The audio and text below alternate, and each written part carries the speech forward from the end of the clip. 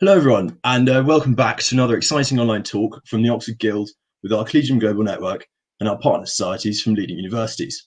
Today, we're delighted to be hosting a special online event with Gloria Guevara Manzo, the CEO of the World Travel and Tourism Council, which is the WTTC. This is the global authority on travel and tourism.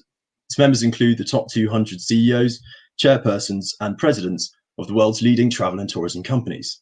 The WTTC plays a critical role in advocacy and organisation of tourism worldwide and works at the interface between the private and public sectors in doing this. Gloria previously served as the Secretary of Tourism for Mexico, and in recognition of her successes, she's been recognised by CNN as one of the most powerful women from Mexico. Given the disruption caused by the pandemic and the recent shifts in travel and tourism trends, as well as concerns about climate change, the travel and tourism industries are set to undergo great alterations. And Gloria will be able to tell us all about it. Thank you very much again for joining us, Gloria, and over to you. The floor is yours. Thank you. Thank you for having me. Thank you for the invitation, and more important, for the interest in travel and tourism. We have a presentation that I wanted to share to walk you through what we do and a little bit about the challenges that we're facing and how do we see the recovery. So if you don't mind, would you share the screen, please? The PowerPoint, that would be great. WTTC represents the global private sector. If you move to the next one, please, a little bit about history. There was a very interesting meeting between these four CEOs a little bit over 30 years ago. As you can see here, we have two airlines, then we have American Express, and of course, Marriott, a very important hotel chain. These four CEOs went and met with the former Secretary of State, Henry Kissinger. And what was interesting is that they came with their own agenda, their own priorities, and trying to make sure that the government, in this case, was supporting the sector. And as a result, pretty much, Henry Kissinger told them, guys, you need to leave and come back with one agenda and one voice, because it's a little bit complicated to have different agendas. They are not aligned. And that's why these four individuals, they left. And they decided to create this organization, the WTTC, the World Travel and Tourism Council, based in London. The headquarters are in London. But the goal of this organization is to speak with one voice to governments. We also have done research to quantify the economic impact of travel and tourism. And we also look at the best policies across the world and engage in advocacy efforts with governments so that they can implement these best initiatives and policies to have a sustainable growth, so that tourism is good for everyone and it's also a good sector that grows. If we move to the next slide, please. This is a photo of some of our members. We have over 200 CEOs of presidents, as it was already mentioned, from around the world. So we represent the global private sector. There are two organizations within travel and tourism. One represents governments, which is the UNWTO, with 150 governments around the world. WTTC, we represent the private sector. We represent all the industries, not only airlines, airports, hotels, online travel agencies, car rentals, technology companies, but also companies that they do business with travel, that they are part of the ecosystem, such as Google, for instance, or Visa, or China UnionPay, to just name some of them. We have 30% of our members based in Europe, 30% in Asia, 30% in America, and 10% of the rest of the world. We have an ExCom, or executive committee, almost 40 CEOs that they help us to define the strategy for the sector worldwide. And this is the photo of our last meeting. Our current chair is Chris Naceta. He's the worldwide CEO for Hilton Hotels, or the Hilton Group. Our vice chair, for instance, for North America is Arnold Donnan from Carnival Corporation. We have also vice chair for Europe, Desiree Bollier from Value Retailers. You can see here, it's very well diverse, as we represent all the industries within the travel and tourism sector. Now, if we move to the next, you will see that for 30 years, we have been, as I say, defining the strategy for the sector. And I had the honor invited to this organization in 2017, in August of 2017. And one of the things that I did the first day that I joined this organization was to ask the CEOs, what is it that was keeping them up at night? What is keeping you up at night, basically? And it was interesting conversation to understand how they see the challenges, because remember, this was in 2017. And these CEOs came back basically with three things that they were repeated over and over and over. The first one is that how do we make sure that we can have secured traveling, and we facilitate also the movement of people, which is security and travel facilitation. Very important, so that you have the right to travel all over the world, and we remove barriers in a secure way. The second one, which is interesting based on the situation that we're living today, is crisis, all to do with crisis preparedness, management, and of course, recovery.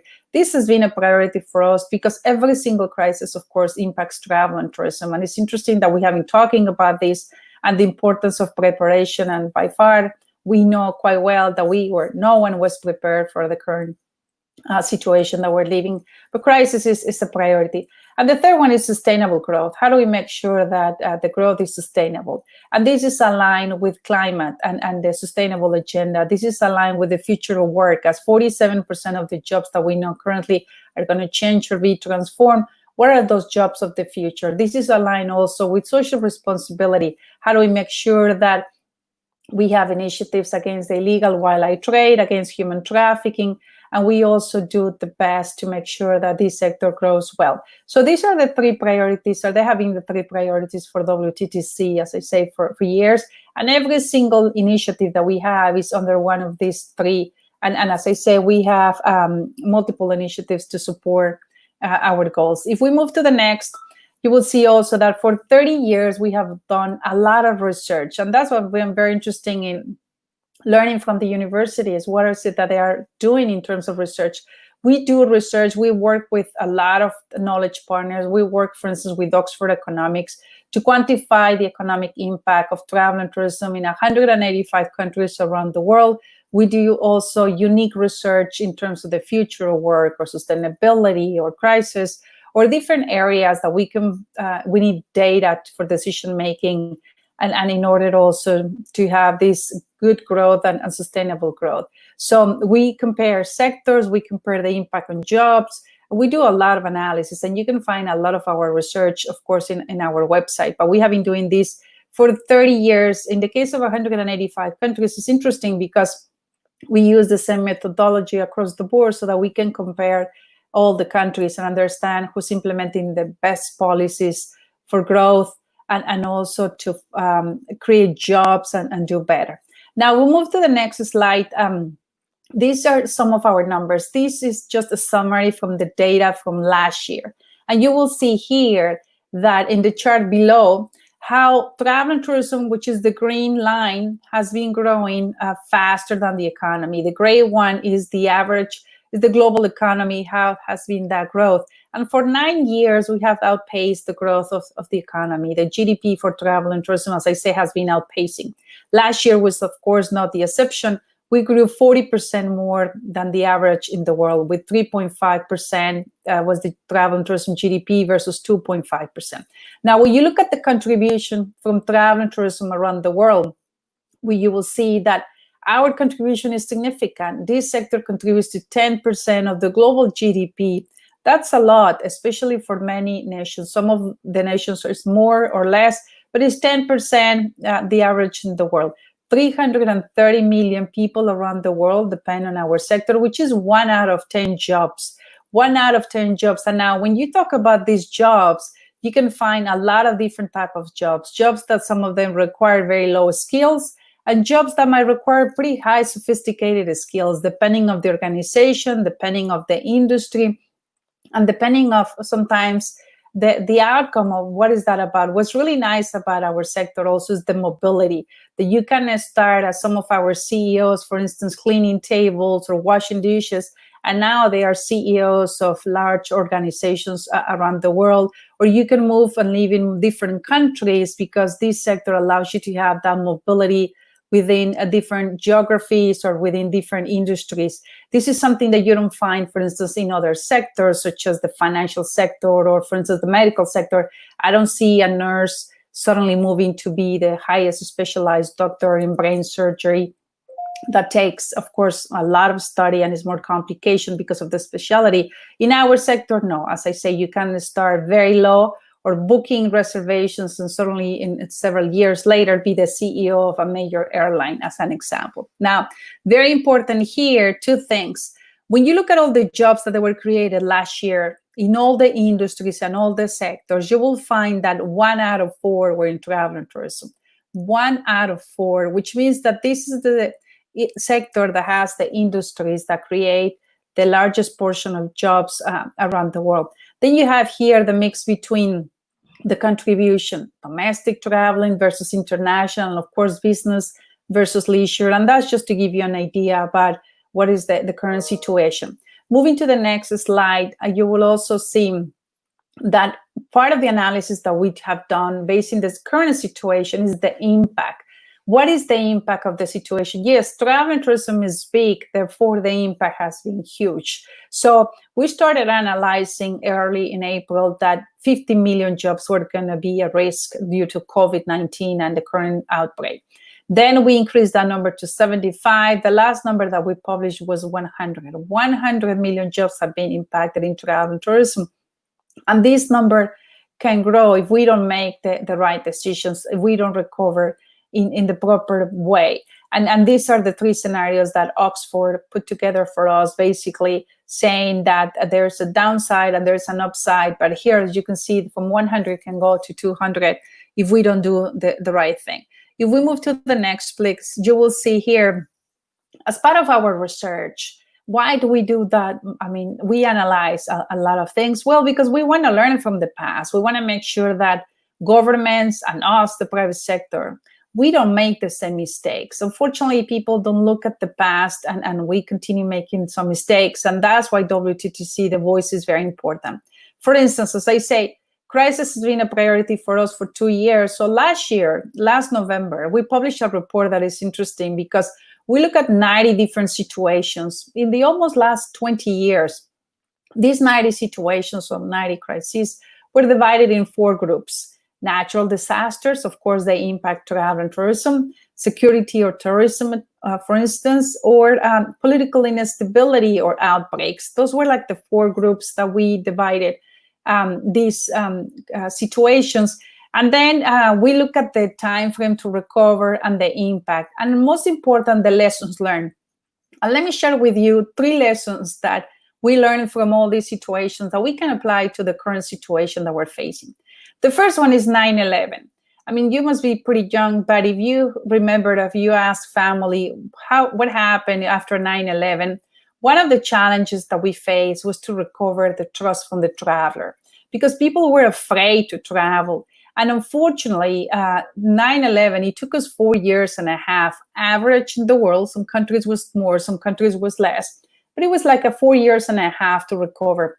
And one of the reasons, because there were a couple of reasons, but one of the reasons that it took this long, as I say, is because we took longer to recover the trust from the traveler, because we implemented different protocols.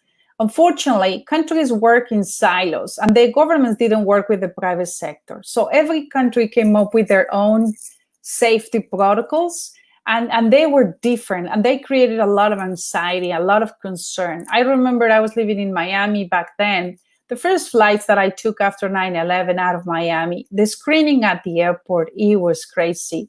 It was so bad that after that screening, I boarded my plane, and I was questioning myself, why in the world I'm flying? Why am I doing it here? I felt so unsafe, so unsecure. And then even 19 years later, or almost 20 years later, we look at before COVID, traveling around the world is still, the processes are not the same. In some countries, they ask you to remove your shoes, for instance, when you go to airports. In some countries, they don't. Some countries, they ask you to remove your phone. In some countries, they don't. Those are protocols, and those protocols are not consistent. Now we're used to. But imagine after 9/11, that created a lot of anxiety, and that didn't help. And that's what we believe we need to have standard protocols across the world. So lesson number 1. Lesson number 2 is 2008 financial crisis. In this case, we were able to recover faster. Why we were able to recover faster? Well, a couple of situations. One was the G20 was created, which was a great platform for coordination, for collaboration. Second is the public and private sector were talking and working very well. So we had a coordinated approach the ministers of finance with the private sector and the financial sector, and all these leaders got together and defined exactly what was going to happen and when. And we did this in a coordinated way. So in average, despite that 2008 financial crisis was bigger than 9/11, we recovered in 18 months in average. Countries more, countries less, but it was 18 months in average, which was very impressive because considering that, I mean, it was big and it was a huge impact, we did a great job for that collaboration. So lesson number 2, we need to do a coordinated approach, and we need to work together, private and public sector. Lesson number 3, we look at different outbreaks. Why we were able to fly after SARS, MERS, or Ebola? Well, the reason that we were able to fly after or travel after this without a vaccine, because we didn't have a vaccine, was because we were able to isolate the sick people. We were able to isolate the infected people because we knew based on the symptoms, right? And once we isolated them, we was fine to travel again without a vaccine. And some of these viruses are worse than COVID-19. However, we were able to isolate that. Now, COVID is different. Now we know much more than before. We know that 80% are asymptomatic.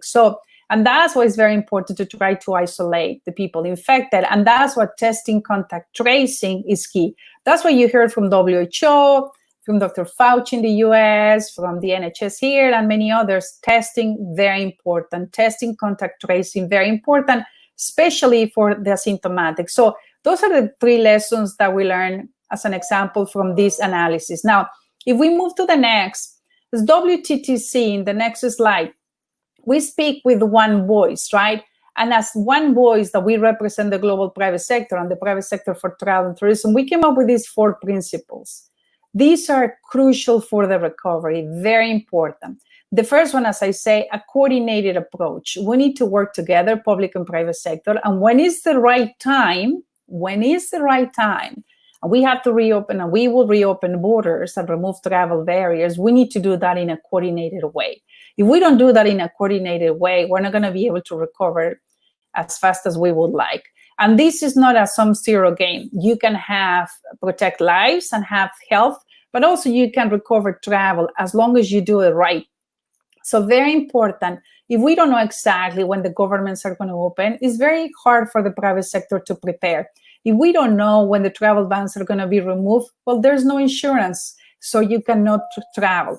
If we don't know when the travel is going to restart, it's going to be very hard for travel agencies or OTAs sell the right destination. So it needs to be done in a coordinated way.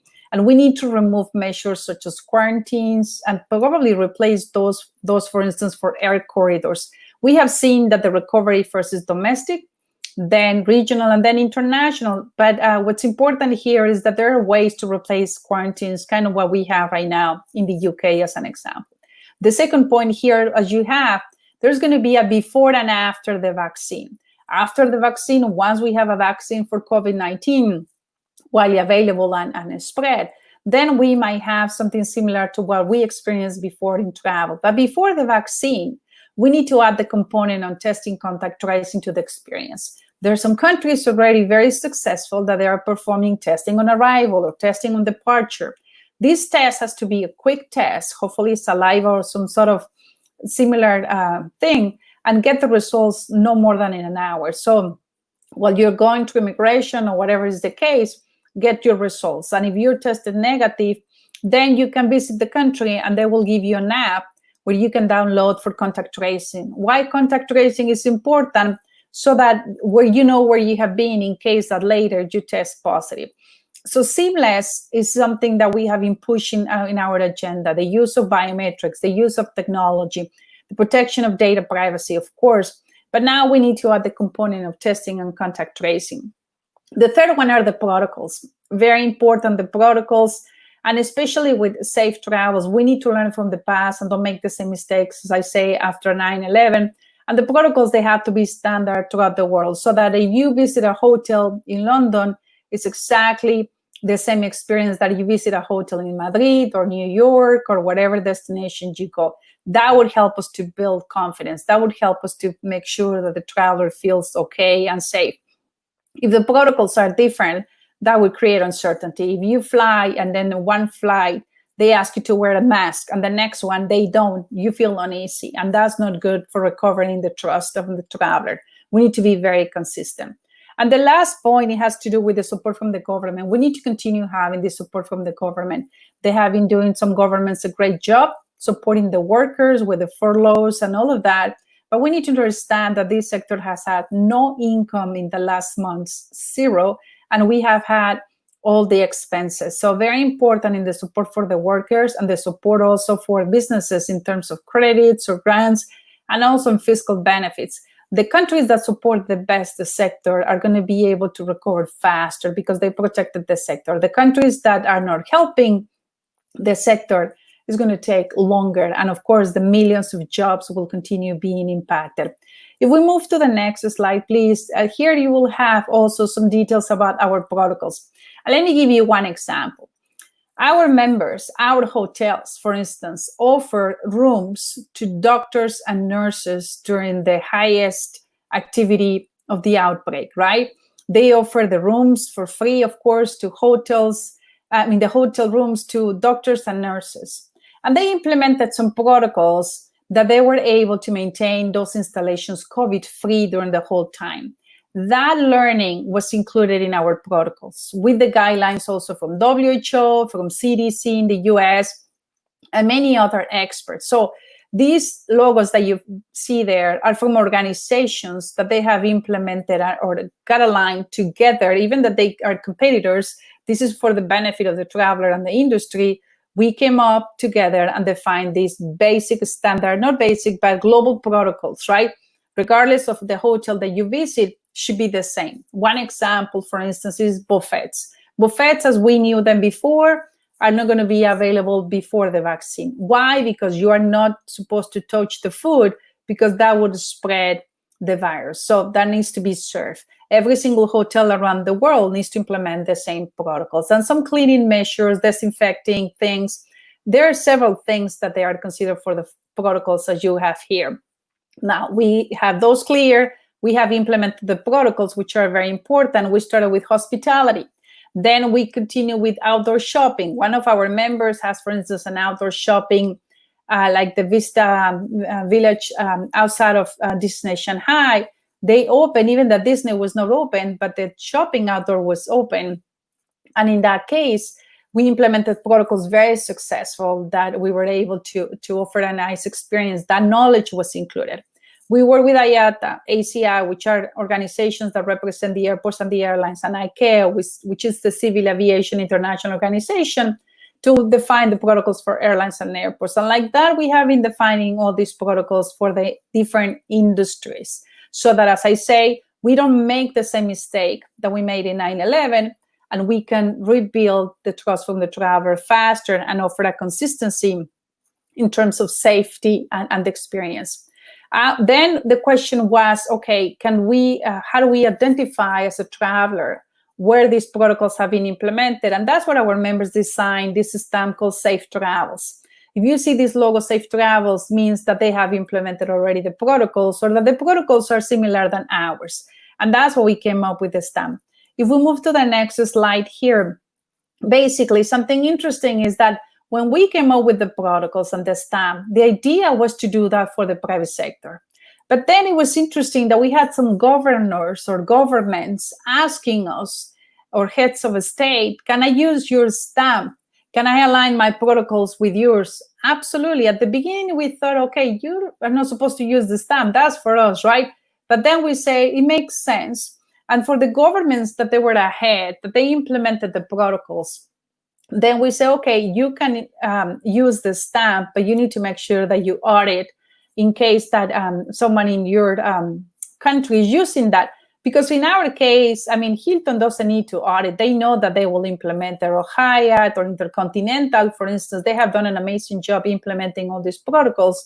But little hotels or small organizations within specific countries, the country we give the stamp, they help us to audit. So we started with 5 countries and destinations. So far, we have almost 40 that we have given the stamp.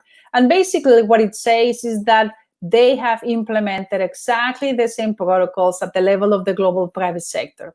And we have in the pipeline like 100 protocols. This stamp was endorsed by the Secretary General of UNWTO and UNWTO, which is the organization that represents the governments, and also was supported by Saudi Arabia. Saudi Arabia has the chair of the G20. They have been very supportive in the global coordination and helping us to move this forward. And it was very nice also that they adopted the stamp in helping us to get this standard experience around the world. So this is another initiative that we have done in order to move forward the agenda. If we move to the next slide, basically, I think this is what I have, but I wanted to make sure that I say, we see the recovery, as I say, domestic, then regional. Regional is between the UK and Europe, for instance, and then international. We see leisure and then business. And there are some countries that they are a little bit ahead of the game, like China, for instance, has recovered already 80% of their domestic traveling.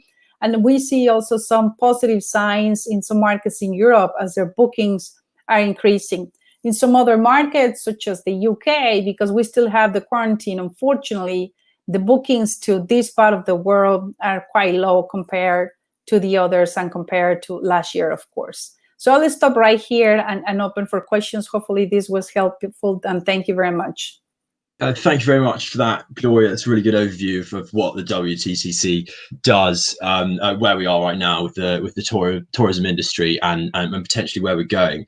Had a bunch of questions coming in from the audience on a range of different topics. I figured this might be a good one to start on. A question here coming from Polly, who's doing geography at Oxford. And Polly asks, do you think that COVID-19 will streamline the industry by forcing the collapse of some of its weaker firms and facilitating slimming down of some larger incumbents, for example, BA? Well, I think COVID, what it's doing, I mean, the companies that they were not doing quite well before the outbreak are suffering, and some of them are even going out of business, right? And now everyone is trying to survive. And what we need to understand also is how this ecosystem is so connected, which means that if one large player goes down, hundreds of thousands of SMEs go down. Like, for instance, if a hotel goes down, it's not only that hotel, but it's all the SMEs that sell to that hotel, or the tour guides, or the travel agencies, or little restaurants around those hotels, right? Same situation with the airline. I think that we will see some consolidation, and I think that we will see some changes in some of the players. However, I hope that we come out of this in a way that we can recover faster, as we need all the players within the ecosystem to continue with the job creation that we had before. Okay, a question here, more thinking about the long term and thinking about how climate change is going to impact that. I know a lot of people are talking about this. A question coming from Seb, who's doing natural sciences at Cambridge.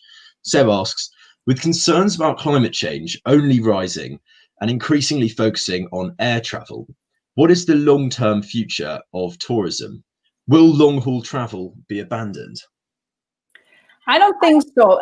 As I said before, one of our priorities is sustainable growth, right? And with that sustainable growth is, of course, climate action and climate change. We partnered with UNFCCC, which is the United Nations, as you know, organization responsible for the Paris Agreement and the climate strategy. We also partnered with UNEP, that is responsible for plastic waste and all the rest. Last year in September, we had our first climate summit during the Climate Week in New York, where we announced our commitments to be carbon neutral. So that being said, in one hand, I think that COVID has accelerated the agenda for sustainability, which is great news. In the other way, I think it's helping us also to put things in perspective.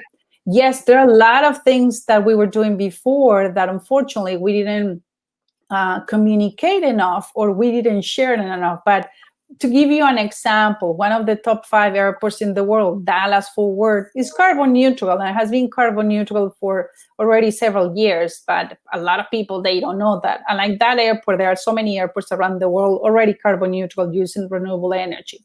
Now, like that, there are a lot of airlines trying to do their best. United Airlines announced a lot of initiatives last year. So we're trying to do our best in terms of climate, which is in one end, we have a commitment, and that's regarding the CO2 emissions and to decarbonize. And there is something that needs to be done there. And we depend of the fuel, and we depend of also, of course, the technology to get to that path faster. But at the same time, there are some things that we can do, like in terms of waste of food. There's a lot of waste of food that unfortunately impacts climate as well. And people are not aware. And this is something that I think is going to speed up those conversations and help us to get there faster. Because if we can reduce 20% of food waste, that should have a huge contribution. Now, that's in terms of what we have been doing and what we should continue doing and accelerate that.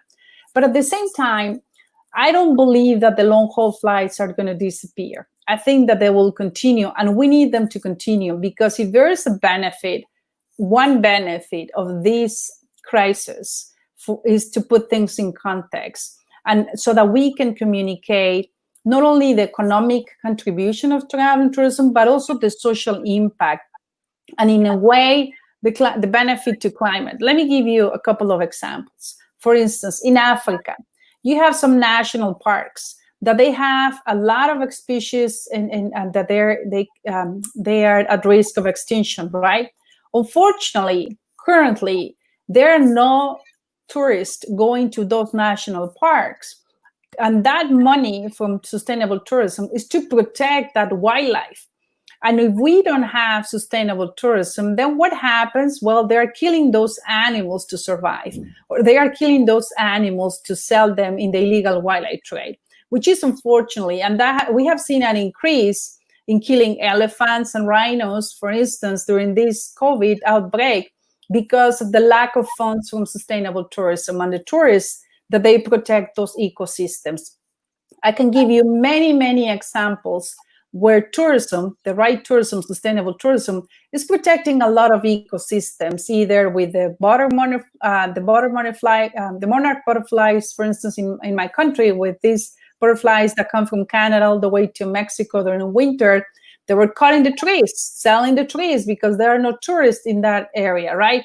Now, after sustainable tourism, now the people are protecting that area so that they can live from the money that the tourists spend, and that's good for the ecosystem. Same thing with the mangrove, or same thing with, the reefs, and so many examples. When you do it right, the money from sustainable tourism helps you to protect wildlife, helps you to protect nature, and helps you to protect the ecosystems.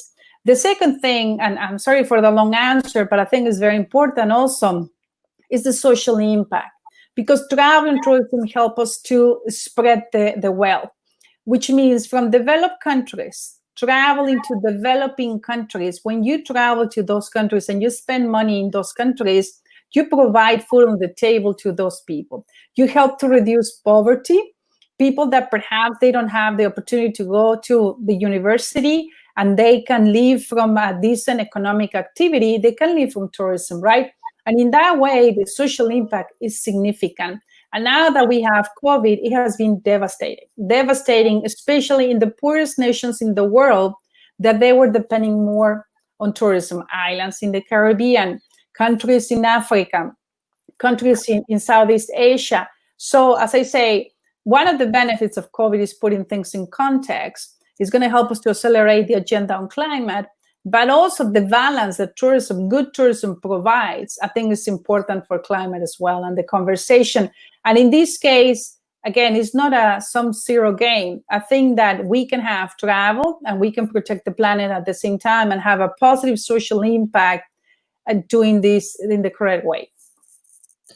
Got a follow up here on that point about potential benefits coming from the crisis in so much as it puts things in perspective. Here with a question from Annika doing economics at LSE. Annika asks, What are the main silver linings you see for the tourism industry from this pandemic? Well, that's a very good question. I think what has been very interesting is that for 30 years, we have been talking about the importance of this sector, right? For 30 years, we have tried to engage with a lot of governments, and we do engage with more than 150 governments. And unfortunately, a lot of governments took it for granted. Now, I think the positive also is that now they appreciate it, and now they see that this is a sector that provides a lot of jobs, and not only to the major corporations that you probably see, but it's the domino effect, as I say before. The fact that a hotel is closed, the people that sell the fruit for the breakfast, they are not selling that fruit or the coffee, or it's like the domino effect of all these hundreds of thousands, or if not millions, of SMEs or small and medium enterprises that depend on the big guys. The other thing that is very important, 50% of our sector women, and a lot of those SMEs are women, right, or youth, and which means that basically is providing opportunities, but now the impact also is to that as well. So it's a sector that is very inclusive and has options for everyone, is regardless of your preference or your religion or your education. As I say, is very inclusive, and that's another thing that I think that they are realizing, some governments and some officials. Okay, question here, picking up on how tourism impacts different people. Coming from Sarah, who's doing chemistry at Imperial. Sarah asks, how do you suggest areas whose economies heavily depend on tourism weather this storm? Ultimately, local people will be hardest hit. How should they adapt?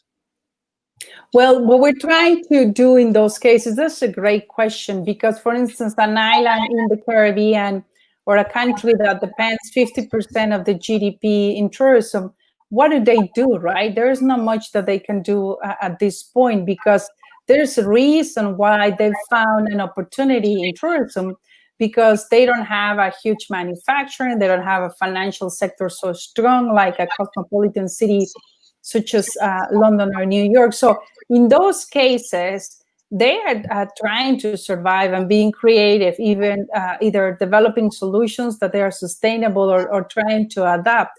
But that's what we are also engaged with governments, with development banks, with institutions such as the World Bank and others, so that they can help us to support those communities for them to weather the storm.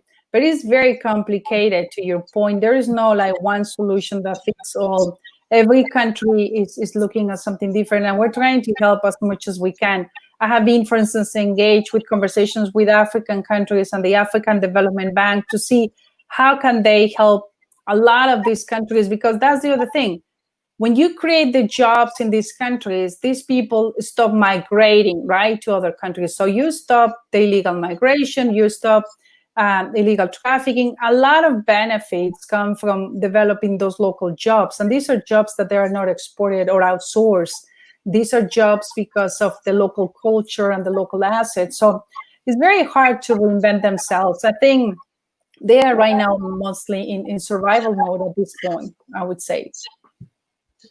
Interesting. Similar theme being picked up on here about the future of the industry, but coming from a slightly different angle.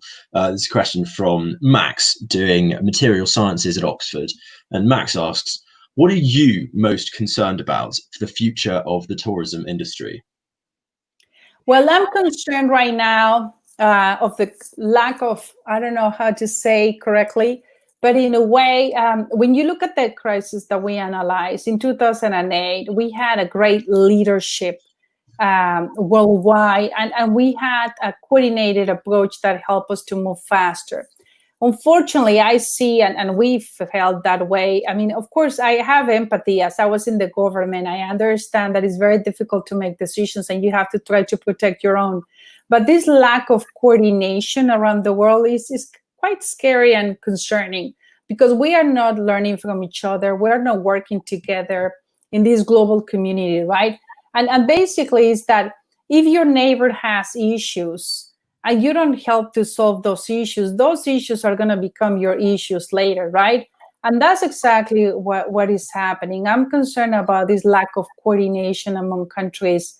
And now for the reopening of tourism, that might slow down the recovery. So we're trying to do as much as we can, use the G20 platform so that we can recover faster and the right way.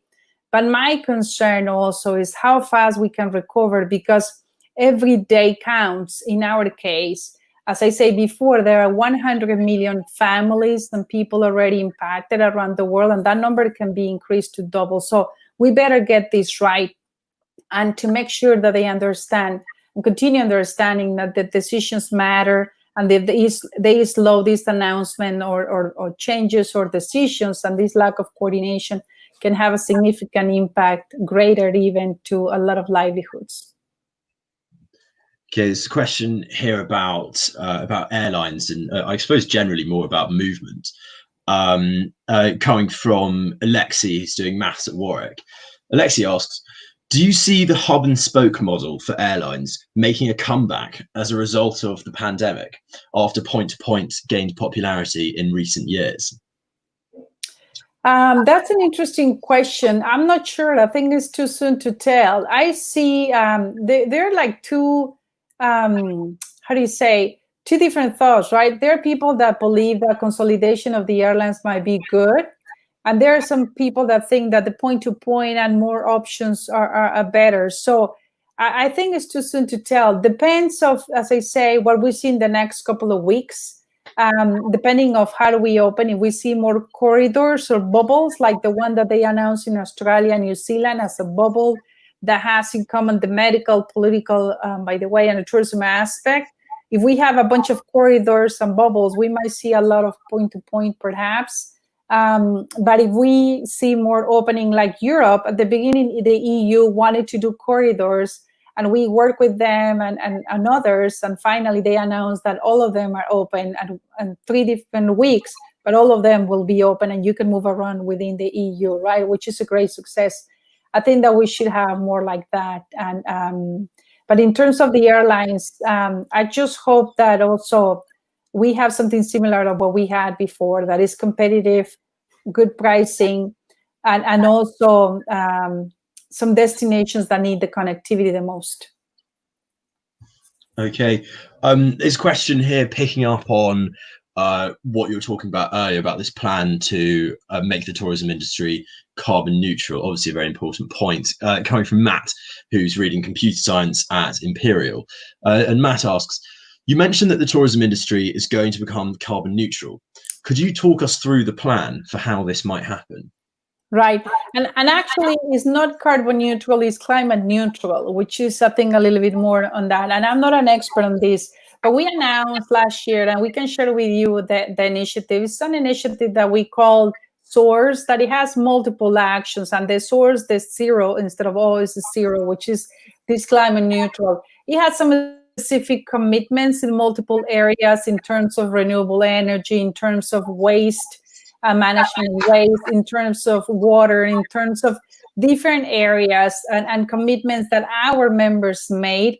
They have they are based in scientific targets, and they also are based in some specific milestones that we have to accomplish, right?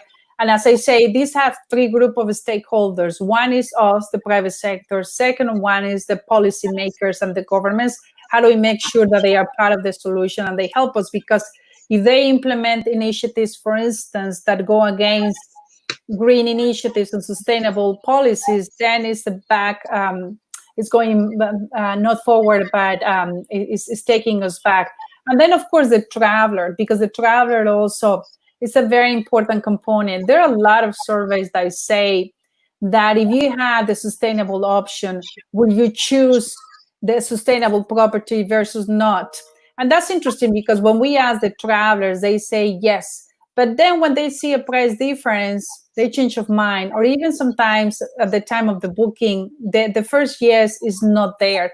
So one of the things that we also want to do currently, you can go to an OTA and identify, for instance, a hotel based on quality, right? 1 star, 2 stars, 3 stars, and you book that.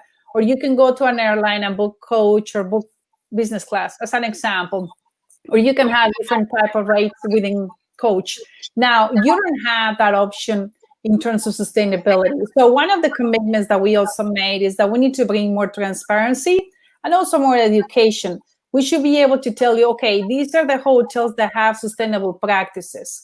And you should be able to have, like, for instance, instead of 1 star, 2 stars, like say 1 little turtle, 2 turtles, 3 turtles, so that you know what are the levels of sustainability that they have. And you have a chance to choose as a traveler where to stay based not only quality, but also sustainability. And we believe that that will help us to drive behavior and not only based on quality, because right now it's very confusing to know who has sustainable practices. You need to do a lot of research to understand that. So as I say, we have multiple initiatives to go to the direction and to what we achieve. And those is depending on the industry. We have some for hotels, some for airports, some for airlines, and some for others. But there are still some barriers that we have to consider. Let me give you another example. In the case of the travelers, we understand that we want to get rid of plastic, 100% the single use of plastic, right? However, there are some countries that some travelers, if they travel to those countries, they don't want to take water if that water is not in a plastic bottle. Why? Because there might be some issues in that country with the water, with the sanitation of the water, the purification of the water, and those travelers are demanding plastic bottles. So in that case, it's very complicated for the hotels to totally ban plastic bottles if the travelers just want to drink out of a plastic bottle, you see? So we need to come together with solutions. And then we also need to do a lot of sharing of best practices. We didn't have that much that before. Before, we were looking at sustainability as something that it was more like competitive. Now, no, it needs to be the same and it needs to be basic. And that's what's so important, to have all these CEOs together to define exactly how do we get there and how do we do this together and how do we share the best experiences so that we can move faster. But the plan is in our website. If not, I can make sure that he has it. If he can send me an email, I'll send the details. Yeah, we'll make sure to send a link to everyone to that at the end for anyone who's interested. Here's a question more about looking internally to the WTTC, but I suppose relevant to anyone liaising between lots of different powerful organizations, coming from Ananya doing law at Cambridge. Ananya says, thanks so much for the talk. Given the number of different organizations in the WTTC, how difficult do you find it to find commonality in all of their interests? That's a very good question. It was very difficult at the beginning because sometimes the best for the airlines is not the best for the hotels or the best for the cruises, because of course they compete. And even among hotels, we have to sit them in the same table, or even with the Airbnbs and the hotels, all of them are our members. So it's a complicated task, and it was complicated at the beginning. And that's why we went through this exercise about asking them, what are their priorities? What is it that was keeping them up at night? And it was interesting, they were pretty much the same. So they got together and worked in WTTC for the benefit of the world, the benefit of travel and tourism. And they need to remove their hat of their organization when they're with us. And they think about the best for everyone, right? The common good. And that's something that we have been able to accomplish with the sharing of knowledge, with the networking, with the looking for solutions. That has been very powerful, because you can find, for instance, competitors such as Hilton, Marriott, Intercontinental, Hyatt, Accord, just to name some of those, or Radisson, but they work together with us when we talk about sustainability and when we talk about crisis, to look for solutions for the benefit of all. So it was challenging, but I have to say, these are also executives and people that they think about the future generations and the good for everyone. And they have that very clear. That's what's great about this organization, that we have a chance to align everyone, which is not an easy task, but it's very important. Great. More specific question here about airlines, coming from Samantha doing economics at UCL. Samantha says, for several years, the big three US carriers have been running a smear campaign against the Gulf airlines. Do you think their complaints of state support are founded at all? Well, it's very hard to comment on that. I'm aware about that. And keep in mind that all of them are members of us, like Emirates, Etihad, and of course United and American Airlines. AMR is one of our founders. So I'm very familiar with that, and Delta, we're very close to Delta as well. What I can tell you from WTTC, what we care is better travel and good travel, right? Better rates for the traveler, which are great, which has to do with competition, better routes, so that the developing nations and developed nations have connectivity. And I know that in their case, some of them, they were like pro or against open skies or some different freedoms in terms of aviation. So from our view, it's just that we need to make sure that the growth is sustainable and we work together for the benefit of everyone. So I'm not sure about either way. What I say is that we need to look for the benefit of everyone, and more travel and better travel is good for everyone. Great question here about innovation from Jermaine doing pharmacology at KCL. Jermaine asks, what innovations excite you most in the travel and tourism industries? What role do you think new technologies will play? That's a great question. And just for the record, my degree is in computer science. So I love technology. My passion is travel, and that's what I work in, travel and tourism. I think there are a lot of innovations that they are quite exciting. One, for instance, that I like a lot, and even that sometimes it gets bad publicity, is the use of biometrics, but the use of biometrics in the right way. For instance, I hate to go through airports and have these long queues and have to show my passport 5 or 7 times when they know who I am. And unfortunately, 99.9% of the travelers, we have to go through this and are treated because of the 0.001% that they are supposed to have a higher risk on traveling, right? And if we can use technology, like in some places, facial recognition, for instance, I'm willing to provide my face, my photograph, in exchange for a good experience and a seamless experience. And biometrics can help with that, as long as, of course, we have all the data privacy and everything protecting that. So I'm all in favor for that. And we believe that the digital agenda due to COVID is going to be accelerated because, by the way, biometrics is touchless, so that you don't need to exchange papers, is seamless, and protects also the traveler. So that is one that I think is going to move faster. The second one is all related with big data. We have seen a lot of apps also for contact tracing and a lot of analysis of big data. Japan is a great example that is using a lot of AI and big data, basing your phones, because there are 2 companies, without knowing your name, they know where people are moving and where the pockets of a lot of crowds are happening in real time, so that they can call an action and try to disperse and have the social, or how to say, this physical distance that they are supposed to have among especially teenagers and some demographics. So the use of big data and analysis in real time, I think is very important. The other one is AR, VR. That's one that has been with us for some time. VR allows you to see the destination before. It can help you for planning. AR can help you, or augmented reality can help you once you're there. Let me give you a quick story. My son, when he was little, he was dreaming in going to the Collegium for whatever reason. He wanted to see the gladiators. I don't know. When I had the chance finally to take him to the Collegium, he looked at me and he said, "Mother, what is this? It's just a bunch of rocks," right? He was so disappointed. And that's what I said, listen, I'll show you an app with the phone. And that's when I was doing some consulting with a company in AR. So I was able to show him in an app how the Colosseum was through AR with the gladiators, right?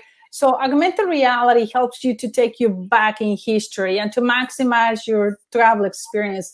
Imagine if you can go to Chichen Itza and see how the Mayas were living or moving there, or if you can go here to the Oxford and see how, I don't know, Queen Victoria was moving around, or things like that in AR, and how was that in the past. That would be fascinating. So technology can help you to enhance the experience, in this case of AR. And I think that that's another one that we will see also moving faster.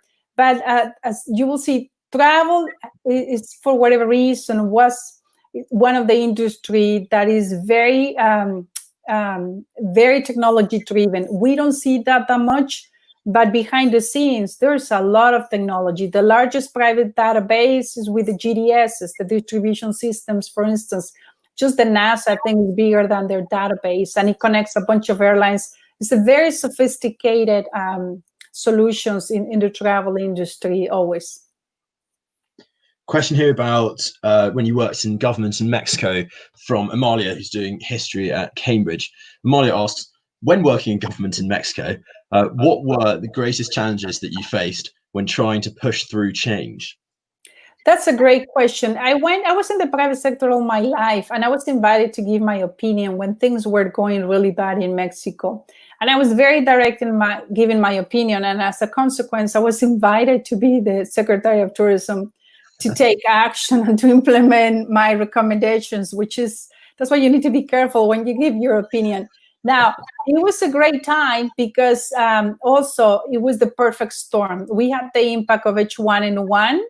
On top of that, we had the security situation in Mexico and the impact of the financial crisis in of course, the world, but mainly in the US, which was 70% of the international travelers to Mexico. So we lost like between 4 and 5 million visitors in a short time frame. And my job was to turn that around. And that was to bring everyone together, the private sector, the public sector, and implement some sort of initiatives and create a plan for that. I think that was a great experience because I had to learn to speak and to work in the government. And that's very different than the private sector. In the private sector, you work in 3 or 4 dimensions. You have your clients, you have the owners. If you work for an organization, of course, you have, like all these stakeholders and of course the citizens. In the government, you have like 12 dimensions and you never know who's your boss. Is that the president? Is that the Congress, like the parliament here? Is that the citizens? Is that the industry? It's so complicated and you're always moving in a bubble and making decisions the best that you can. So I had to learn to deal with that, and that's what I have empathy here. But for me to turn around that situation and stop the bleeding in tourism, we created a foundation or a national agreement with all the stakeholders, and that helped us to stop the bleeding and then started growing. And since then, Mexico, the good news is created that foundation that continued growing for years, and that has been great. But I would say it also helped me to put things in perspective, because you can be very successful. We all have the chance to be successful, right? But just some of us, sometimes we have the opportunity to move from successful to significance and help others. And my experience with Mexico was very enlightening, and I love it because the decisions that I was making, they were impacting millions of people that depend on tourism. So everything matters, and to me it was very important to be able to help them to find an economic activity that would change their lives, which was really nice. Great. Another question here about tourism and its impact on countries from Alia doing philosophy at LSE. And Alia asks, is boosting tourism always a good thing? Or is there an inherent danger of countries or cities becoming too reliant on their tourism industry? I think it's a good thing, but as everything, you need to diversify, right? It's like you don't put all the eggs in the same basket. You need to try to find ways to diversify as everything. But to grow tourism, I think is a good thing because you can create jobs pretty fast. The investment is not that high. It could be sustainable. And and that's the other thing. You can have different levels of skills required. As I say, someone that doesn't have the opportunity to go to the university with very low skills can work in tourism and make a living and have a decent job. And then you can have someone with an MBA or a PhD also working in tourism and doing something totally different. So you have opportunities for everyone. And what's really nice is that you can find jobs for a lot of people that they wouldn't have opportunities otherwise. So to me, good tourism is good for everyone. Now, there is a tourism that is called over-tourism that we need to do a better job in that case, which has to do with planning and engaging with the citizens in terms of how do they see their destination long-term.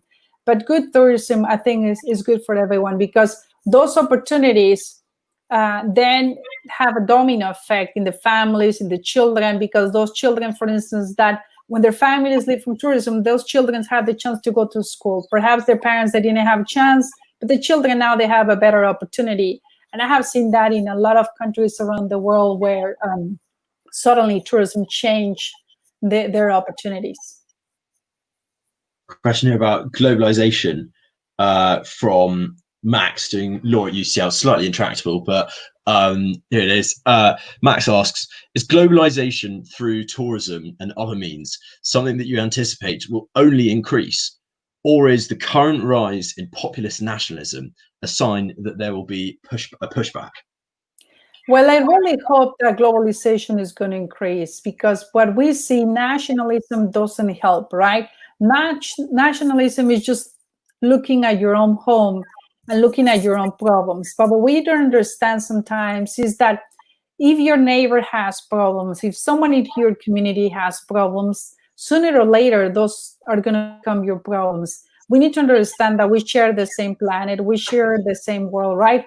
And if the neighbor pollutes, or the other neighbor doesn't have an income, or the other neighbor cannot pay for, I don't know, the medicine or whatever is the case, everything has an impact in the community, not only in your home. So that's the same way with nationalism. Unfortunately, if you look only for yourself and for your country, that has a huge impact, especially if you're the leader of a country that helps others. So the domino effect is significant. And something that we also learn from tourism is that provides understanding, creates empathy, and more important, helps people to connect. And I don't see that connection and that understanding and when we look at internally. And that's when we have conflicts and when we have situation of possible wars and other things. So I really hope that we will see more globalization, as people love to travel. So they should demand to the leaders to be able to do that more.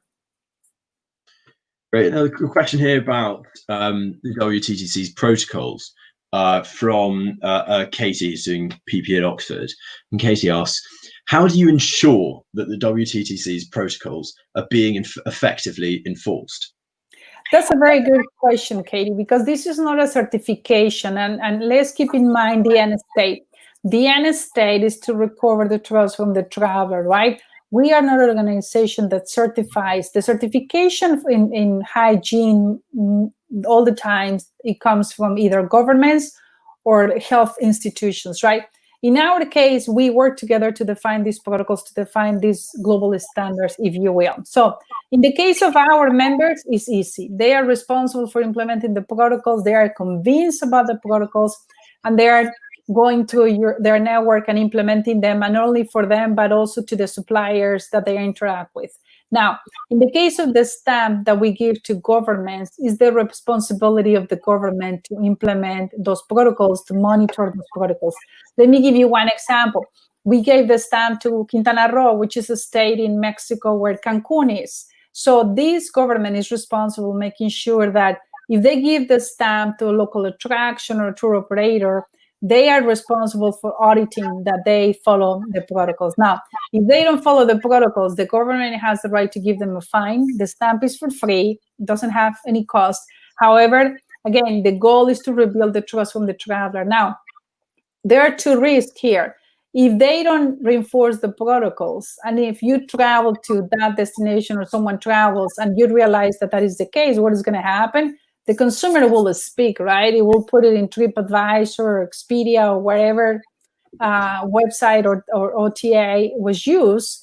And then the reputation of that destination is going to be impacted. So the downside is significant, and they understand that.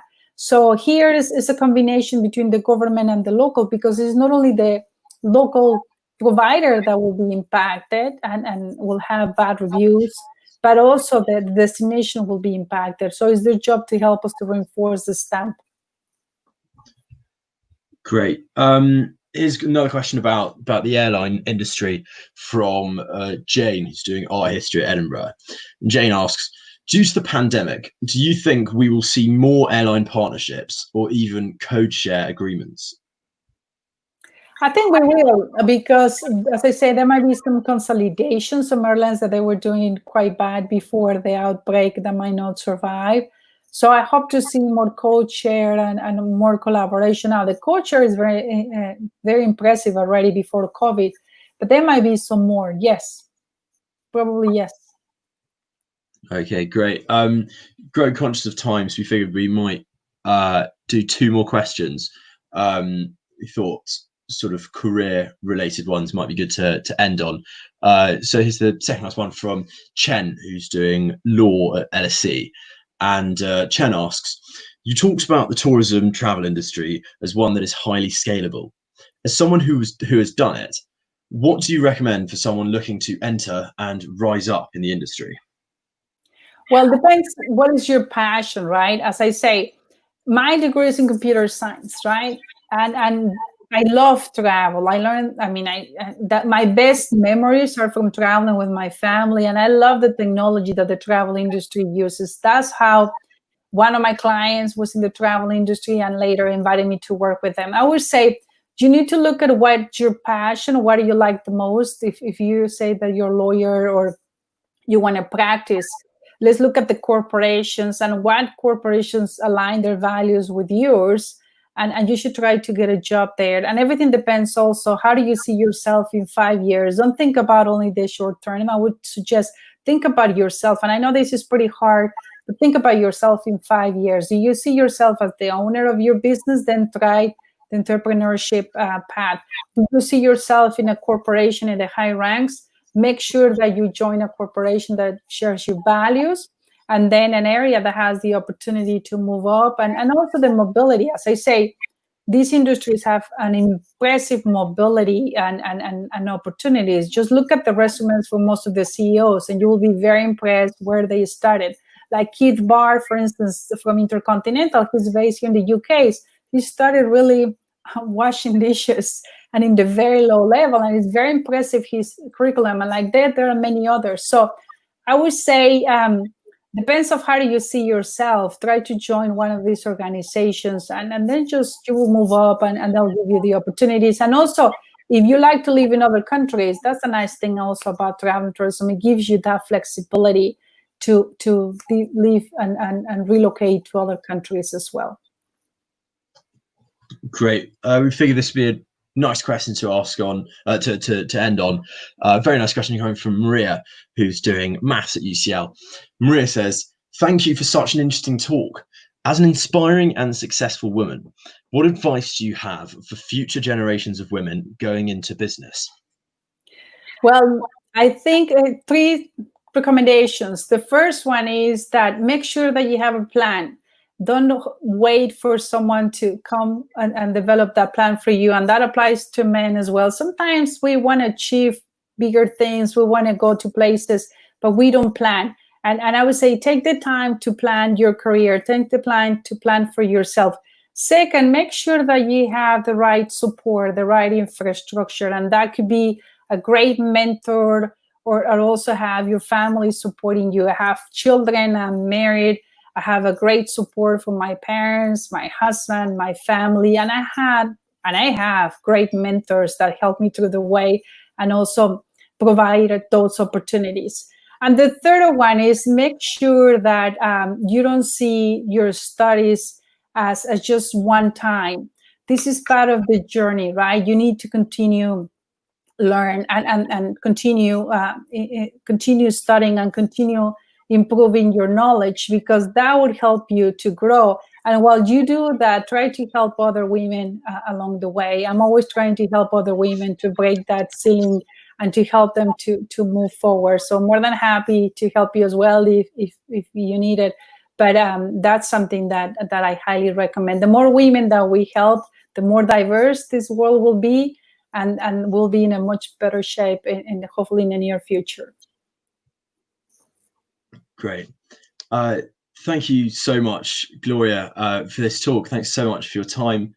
And thank you so much for giving us such an amazing overview of the tourism industry. I know right now it's been quite a difficult period. So we're very, very grateful that you've afforded so much of your time to us today. Thank you guys, everyone, for watching. And please do join us for our future events, which are coming up very soon. Thanks, guys. Thank you. Thank you for having me and for the interest in travel and tourism. Thank you. And keep traveling, please. Thank you. Cheers, guys.